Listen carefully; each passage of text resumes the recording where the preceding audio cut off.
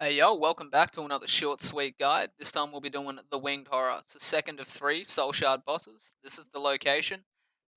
Resources a bit dodgy. Our servers crashed at about 1400 days, so I couldn't actually jump in and get a better picture, but that should give you rough location in Farbane Woods on the Great Plateau, or whatever it's called. Jump straight into it. Now, it's only accessible by bat form, so you're going to need to get sticks down first if you're going to even attempt this boss. Preparation is your best friend. I didn't run any fire resist on these attempts. It took me maybe 4 or 5 attempts to get the Winged Horror down. I really regret not bringing fire res.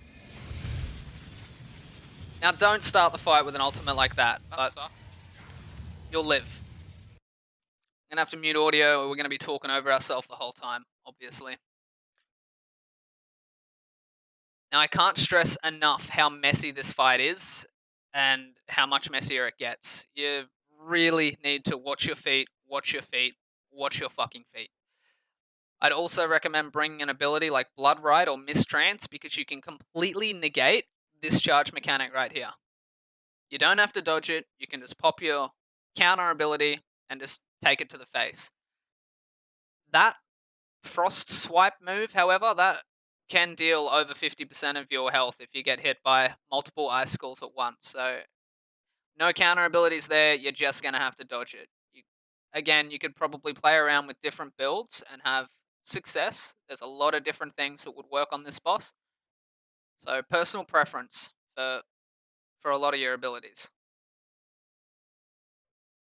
I'll pop them up at the start, but I run Blood Rite, Chaos Volley, the Unholy Veil, and Mirror Slice or Mirror whatever it's called as an ultimate. And I don't really get much value out of it. So again, I think you could run a lot of different ability sets here. The important thing is mobility and a little bit of sustain. You notice if you get hit by the fire effect, you're locked with a 5-minute debuff that I think ticks your health down gradually. I can't confirm nor deny that. I do know that the frost debuff will give you a negative 5% move speed penalty for 5 minutes. So, probably don't want to get hit by any of the frost attacks. But as you'll see towards, I think about 50%, he'll start casting a Frost Blizzard. If you don't have your Veil, that's pretty rough to get out of. Now, roughly here, I think we trigger his first phase, and that's a single flyover. Now, you'll get this 3 times. I think he's already done it, actually. But you'll get a single flyover, where he'll drop a bunch of fire bombs, and then at about 60% damage, or 40% health left, you'll get a double flyover. This is what's happening now. 2 passes, more flames. Once you get the boss a little bit lower, he's going to do a triple pass flyover phase thing, and the entire fucking plateau is just going to be covered in fire.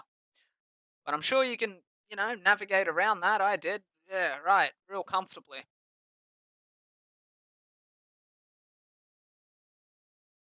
Again, this is why I can't stress running a counter ability enough, especially Blood Rite for the sustain. I single-handedly think that ability carried me through this fight. It was the attempt making the difference making ability on my attempts rather. And again, because you're fighting on this boss on a plateau, there is not very much clearance. Trying to attempt this boss during the day or with not much nighttime remaining, good luck to you. But I'm sure it could be done.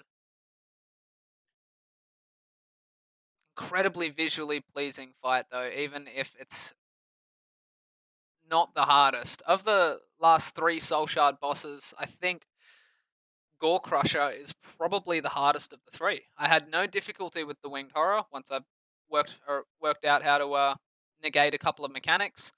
And well, as for Solaris, that's Solaris, however you want to say him. We didn't have any difficulty with him either, and that'll be our next video. Again, preparation, preparation, preparation. That's your best friend. There is no need to all in a fight trying to figure out its mechanics and wipe, like hard wipe, because you will lose your blood type, you will lose your blood quality, and worse yet, you're probably going to have to wait out another entire day just before getting another attempt in. There's the Frost Blizzard. Now, if you like the look of that mechanic, I've got some good news for you. That's the ultimate that you unlock. It's the last Frost ultimate currently in the game. And it kind of slaps, not going to lie. We've played around with it a little bit, but you want to make sure you don't get hit by it in this fight. You can read when it's going to be cast and try and step out of the initial area. I tend to not be able to read that. You know, you're frothing too much over getting the kill, and sometimes take it to the face. There we go, we got him just on morning time. So try not to get a suntan. Mad love for chilling, watching. If you've got this far in, smash that like button, hit that sub button. It would mean the world to me as a content creator. You guys are the reason we do what we do. You are the reason we are able to do what we do.